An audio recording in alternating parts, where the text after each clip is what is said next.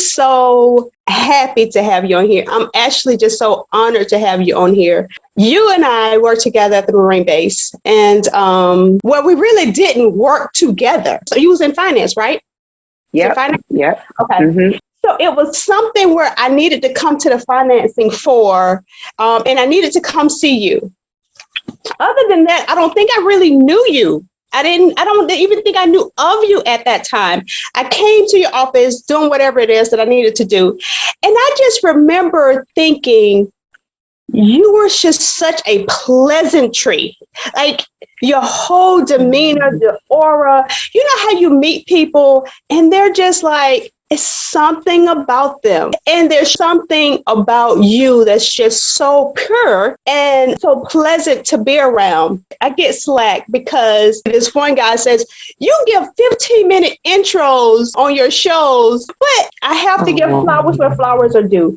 There are people that you meet and it's like, God has a calling on their life. And I'm not just talking about, just, oh, that's a special person. You're special. There's something so unique about your calling that it exudes when people see you. You and I have never been the type like, oh, well, let's do coffee, let's meet, let's hang out. It's never been like that. But whenever we see each other, it's just a pleasant exchange. It's just a very pleasant exchange. I think you're just such a dynamic person. But well, let's start with your last name, Savage. Before Stallion, everybody coming on the scene trying to take it and make it their own. You was born like this. So let's just start there. So of course you're gonna be great. So anyway, you moved on from the base and now you're on TV. Is that what we're doing? We're just hanging out with the superstars. But you was born a superstar. You was going to do that anyway. You was going to get there anyway. Because there was something about you that was superstardom when you was working in the comptroller office. You stood out. So God just has a calling on people's lives. And there's different callings for different people. You have something special.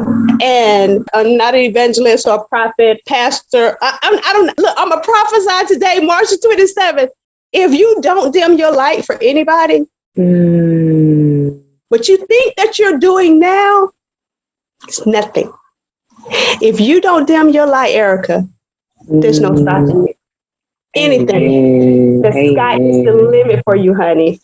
Don't dim your light. It can't be dimmed. But you know how sometimes we dim our light for people because we don't want other people to feel like we're trying to do too much or we're trying to be above them. Don't dim. You got it. You got it. Okay. So look, that's my 15-minute intro that I'm sure they'll be like, you deserve it. And they're sincere. It's really what I feel about you. Okay, now that we've got the flowers out of the way, I want to talk about how'd you get to what you're doing? You were still at the Marine Corps base. When did you leave? How did this opportunity come? You was in a car accident, but look at you. Look at you looking amazing. So, you recovered from that. Give me the rundown. Take me back. Matter of fact, let's go back to childhood. What did you want to be when you was a kid?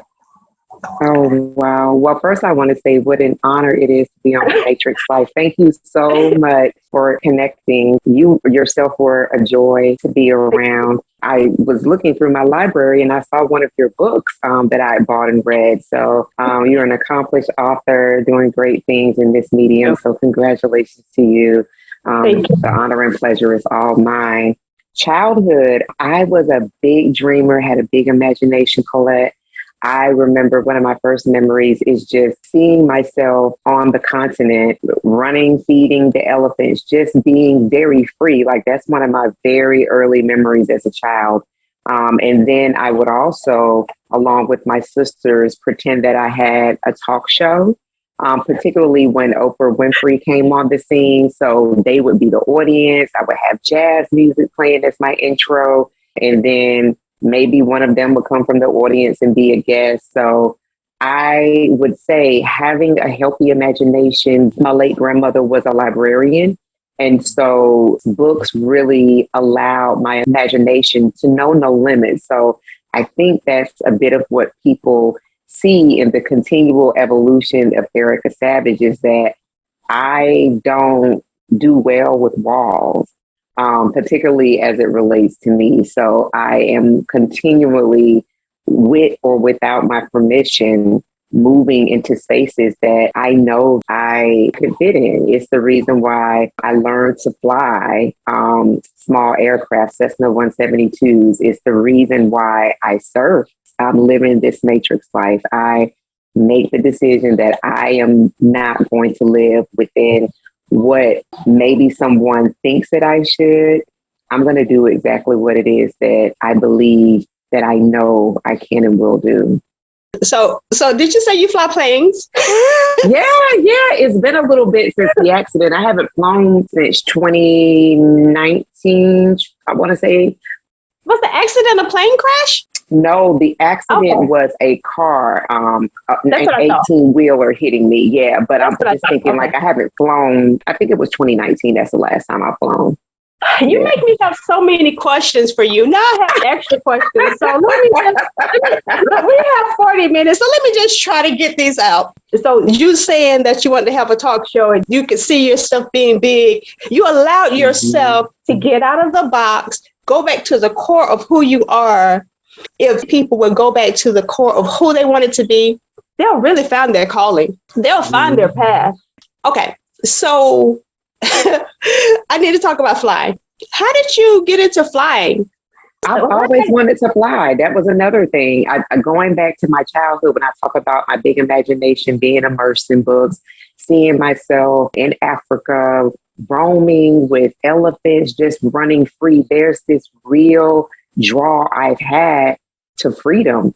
And for me, freedom looked like being in the air. Freedom looked like, for me, living across the globe in different countries.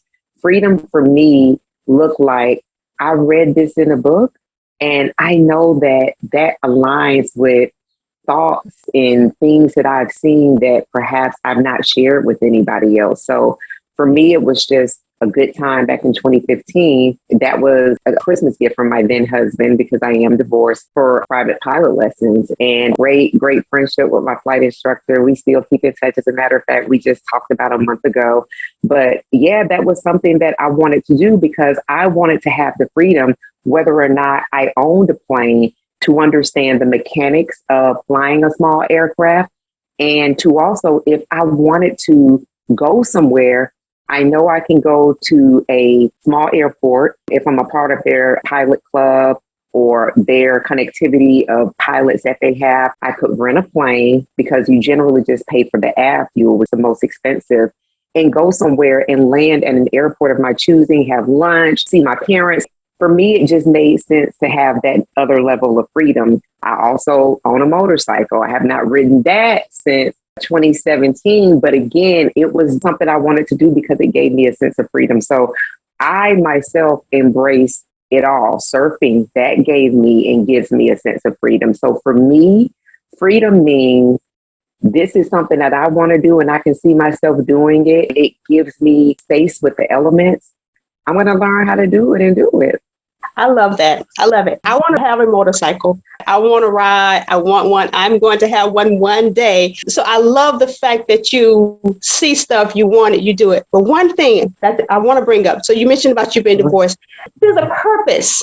Regardless of how long it lasts, he gave you those lessons. It was a season that he needed to be in your life because God used that situation to elevate you even more, to get you to where your heart desire was. That's beautiful. So I love that. In the end, it all works for our good. Okay. Now, motorcycle, surfing, flying. Let's talk about how you end up leaving the Marine base and what happened in between that time to get you to where you are now. So lay out that story and that timeline for me.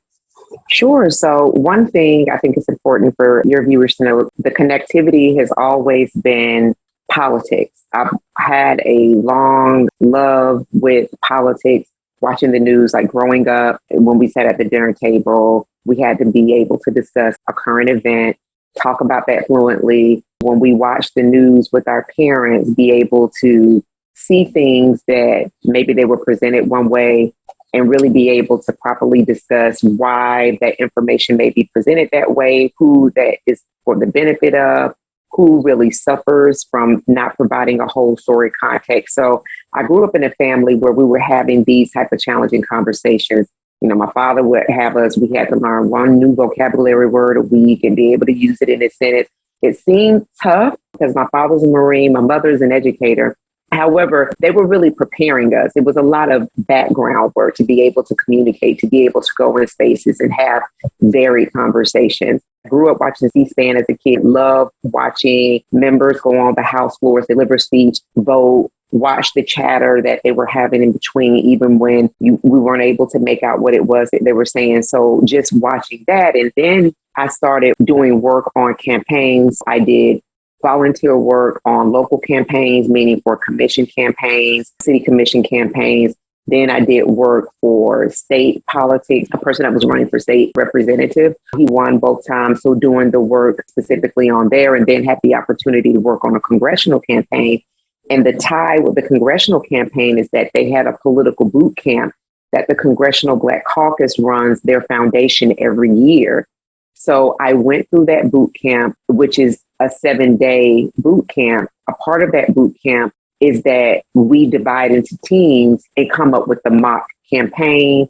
You choose a candidate, and then in the end, we have to vote for the candidate that we want to fill a congressional seat. Long story short, I won, which was had a fabulous team, but it really did put me in contact with some amazing people that I still have relationships to this day. What ended up happening is after I left that, maybe about 5 months after that, I had not spoken with the people that actually helped to manage that program within the Congressional Black Caucus Foundation. I received an email. Hey, Erica, hope you're well. We've been thinking about you. There's this position that's open in DC. It's a political executive position. We think you would be a perfect fit for it. Can you send me the resume? Because the president of this organization is going to sit with the principal of the firm that I work for, and we want to go ahead and pass your information along. It was just like that. I had not applied, asked, or anything. This is literally 5 months later. And so I'm like, perfect. I had my resume updated within a matter of a couple of days. We were in negotiations for salary. My good friend and big sister, Dr. Wendy Wilson, she managed the negotiations for me for my salary. And I was presented with an offer. I mean, it was just that quick. Were you scared at all? Were you nervous? Nothing? No, I was. Yeah, I mean, and that's the thing for me, because I'm always excited about new challenges. There's this whole kind of thought process about, well, what if I fail? Well, what if I don't do well? But that's the way that we learn. Like, we didn't come out of the womb walking. We came out of the womb crying, not yet knowing how to walk. And in order for us to learn how to walk, we had to fall. There were things that we had to do to find out, oh, there was pain associated with that. So I myself, I am open to new challenges, specifically because politics is something that's very dear to my heart. I've been working on campaigns. I was just like, yeah, this is great. This is absolutely a dream come true. So awesome. So many people don't go out on faith because of the fear of falling. They miss out on so much in life because they're afraid of the fall. I've always taken job opportunities, things of that nature, kind of moved me and my 3 kids up to Massachusetts and had no family. And I've done that several times where I just kind of go for the opportunity. Now I'm just like, oh, Lord, I'm a little tired now. I don't know if I want to be as risky. But the thing about it is that taking those risks grew me so much. It prepared me so much.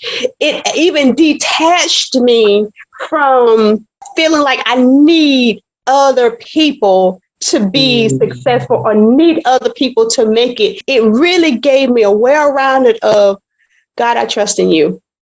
And it's just an amazing experience to just go out on faith and just do it. So hats off to you for not being afraid. So you're up in the DC area.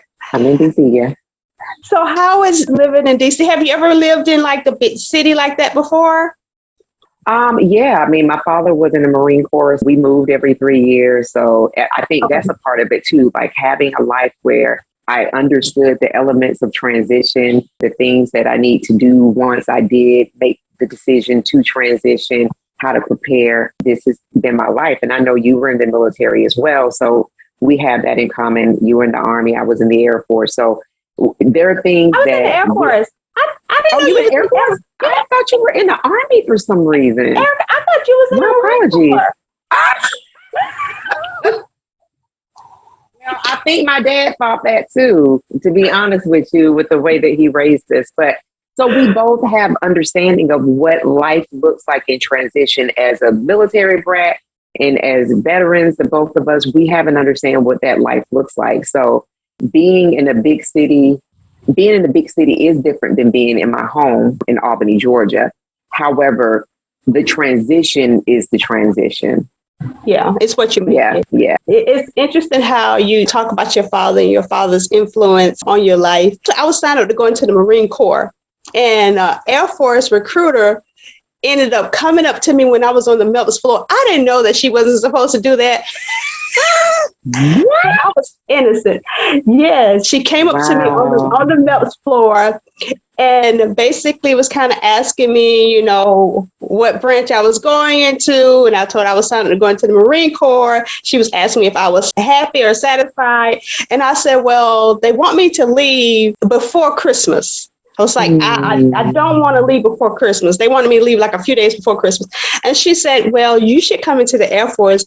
You don't have to leave before Christmas. Now, if I would have told my recruiter, he would have worked it out for me to not leave before Christmas. I didn't know, but it sounded good to me that I did not have to leave my family before Christmas. And she was like, give me your social. Let me pull your information. She was wrong. And she pulled my information and she told me. I don't even remember what the recruiter said. I'm assuming I wrote back with her. I'm assuming I did not. Oh my God. I don't remember seeing him ever again. But before I ended up going into the Air Force, I remember going back home and I was talking to my dad and I was telling him about what happened. And then I have to decide whether I want to go into the Marine Corps or the Air Force. The reason why I wanted to go into the Marine Corps is because I had two brothers that was currently in the Marine Corps. And that uniform was nice, as you know, because we worked on a Marine base. And I didn't realize all of the hard work that would go behind it. I just liked the uniform. And my dad, he said, go into the Air Force. The Air Force is ran more like a business. And he said, you want to go to college, you want to focus on like a business aspect, because I did. So he knew I was wanting to be in a business environment. And so he said, so you should go into the Air Force. So, and I did. I listened to my dad. My dad is so smart, just amazing. And so it's wonderful how you talk about your dad and your experience with your dad. We need our fathers. Really. Absolutely. Some situations, you just have to do it by yourself. You know, sometimes you do. But no one should ever disregard how important it is to have that father around. No. I mean, I literally just got back from spending a week with my parents and spending a lot of quality time with my dad. Fathers do amazing work. And he's another reason why I feel like I have been limitless in my ideas and who I am and how I continue to evolve, because he definitely champions that. But they definitely are gatekeepers, in my belief, with regard to relationships that we develop in our faith walk. So I'm very grateful for him. I enjoy listening to him. I enjoy spending time with him. And I'll see him again in another few days. So they're coming up this way. So I really do treasure the woman that he has specifically shaped me into being. And he's very, very proud. And I'm happy about that. Yeah. So you said that they're traveling to see you. Yeah, they're coming to see me this week. Like I went home for a week, a really, really good visit with them. And so I love being able to, if I want to go home and spend time with my parents for a week, I have the flexibility and the ability to do that. So Yeah. That's wonderful. My father, he now has dementia, and that was so difficult because it's like you see this man and he's big and he's strong and he's so well put together and so smart. And if I wanted something, like if I wanted to buy something, he would tell me, I will match you. So you come up with half and I'll match the other half. And he really taught me how to write checks and about balance. And so he really was so instrumental in my development. And of course, my mom as well. But just giving those flowers to those dads to say, we need you. I would not be the person that I am today. I would not have the determination or the creativity, I don't believe, because he could make something out of nothing. And I contribute that to him where I can see something that other people may consider as trash. And I can see the vision and I can turn it into something that's treasure. And I do contribute that to him and his imagination and creativity. So I love the fact that your parents are still traveling. I love that. I love the fact that they're coming to see you. That's wonderful. That's wonderful. I want to just kind of turn the floor over to you, but tell me, was a part of this negotiation for you coming to DC, giving you a platform on the Roland Martin show? Like, how did you get there? How did I get there? So I'm no longer with the firm where I was a political executive. The accident definitely played into that. But when I came to DC, I'd been watching Roland Martin, his show that was on TV1 at the time. We well know he is a award-winning journalist. He's been in these media streets, newspaper streets for about 30 years now. But how I added that to my portfolio as well doing media, because I had done some local media in Georgia, but that leaped to mainstream media and doing international media. And to addition to that is that my now mentor, I watched her when she was on Roland's show, Dr. Avis Jones, the Weaver. And so when I saw that she'd written a book, I bought her book immediately, notes, highlighting, follow her on social media. And I saw like at the end of 2017 that she was going to be having an event. And I was like, oh, she's having an event. I'm there. That event was also an invitation to connect with a cohort of people that she would help in media training. And so I'd not had any formal media training. And I was like, this is an excellent opportunity. I made the investment to do that. It was a small cohort, I think about 20 of us. Still have amazing relationships with all those people and just talked to my mentor on yesterday. So out of that mentorship, we were at an award ceremony and she literally walked up to Roland, greeted and said, hey, this is somebody I think that you should have on your show as a panelist, introduced me to his producer. And literally next week I was on the show. So that was like in 2018. And I became a regular as time continued to go on. So it's been like 5 years now. And from that came other opportunities. Me being on Sirius XM Urban View, which is a mainstream platform doing international news, SABC News. I've done a plethora of things, but yeah, it came out of connecting. So that's the thing, like connecting with people who are in this business. My mentor, Dr. Avis Jones, the Weaver, she's a terminally degreed, as I said, doctor, political scientist, has worked with the premier think tanks here in DC, has traveled via the State Department to teach women how to be entrepreneurs with giving them that kind of like that business savvy to help them elevate in their countries. And so I have just always been impressed by Dr. Avis's continued evolution. And I'm like, wherever she is, whatever the investment is, I'm making that investment because that's the other thing. There's some spaces that do require a level of investment. So it's not just, oh, this was a coincidence. I do not believe in luck. I don't believe in coincidences. I don't believe in karma. I definitely believe the grace and favor of God, but I also believe in strategy. And I believe in wisdom. And so I was studying my mentor before I actually came into an official mentor-mentee relationship with her. And she's actually going to have me on her platform next week to really talk about the wins that I've had as one of her clients, and she's got amazing clients that have done like amazing things. So when people see me talking about going to South Sudan and talking with the president of South Sudan, being a part of helping to free a political prisoner, this is because I've made decisions and I was not afraid to take the leap. It's not like just jumping out of a plane without taking care of making the calculations of what is this going to look like, but definitely saying this is an opportunity. It definitely has my name on it. This space needs me because there's not a me there, and I'm going to go for it. And honestly, a lot of what people see is going like, well, where did that come from with Erica? I don't do a whole lot of advertising. I put my head down, I do the work.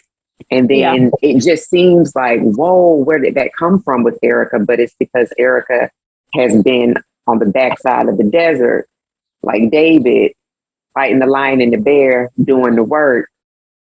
And when God brings me forward, it looks like it's pure gold. And it is. However, I've been doing the work as well on the other side. You know, people talk about how you need to move in silence all the time and how you don't need to just be advertising your every move, because you do have people that will come in and be like, wait, well, why are you doing that? And that's going to be hard and you shouldn't do that. I love that concept of being behind the wall, doing the work, moving in silence. Mm-hmm. Putting everything in place. I also love that positive self-talk that you're saying there's no other Erica there. You can't duplicate, replicate. There's no replacement for me. You need me. You need me in this space. Self-talk is something that so many people don't recognize is happening. A lot of times people can be negative and they don't even realize they're being negative. So actually being more in tune with yourself, intentionally creating positive self-talk, because you're going to be with you for the rest of your life. So you need to like yourself. Creating that positive self-talk is so important to pull yourself up, to keep going, to not give up. Even when things feel like or may seem like they're not working quite like you had planned, that positive self-talk, like, okay, but it's going to work out. It's going to be okay because I'm important in this arena. They need me. I am special. I'm here to do a work. I did not know you was global. I thought you were city. I didn't know you was global. So, okay, hats off. So that's just amazing, amazing. So tell me about what happened with your accident and then just kind of round it with anything that you want to say. So I'll say this. This is Brain Injury Awareness Month. I was traveling for work by car, was hit by an 18-wheeler twice, March 15th, 2021. So I say that I'm actively healing and recovering, which is why I have the Reframe Brain podcast and have now a consulting and cognition coaching business, because I understand you mentioned your father, and definitely send prayers and warm thoughts, because dementia and Alzheimer's disproportionately impacts the Black community. So I felt like, as a person that still deals with brain health, brain injury, because I suffered a moderate traumatic brain injury, I'm still in neurocare. Had a team of 9 practitioners. That's about down to 4 now. God is good, but there are things that I do to actively improve that work. What I will say, Colette, is my brain injury brought me so much clarity for my life. And so there are a lot of L's I've taken behind the scenes and in public. But one thing, what you talked about, self-talk, there is only one Erica Savage, which is why my Twitter and my Instagram handle is @1EricaSavage, because there's only one me. If we can connect specifically with who we are, you talked about that core, who we are at our core, not, I don't care what the images on Instagram and Twitter and the social media, connect with who you are. Your belief in your connectivity with who you actually are will absolutely make room for you.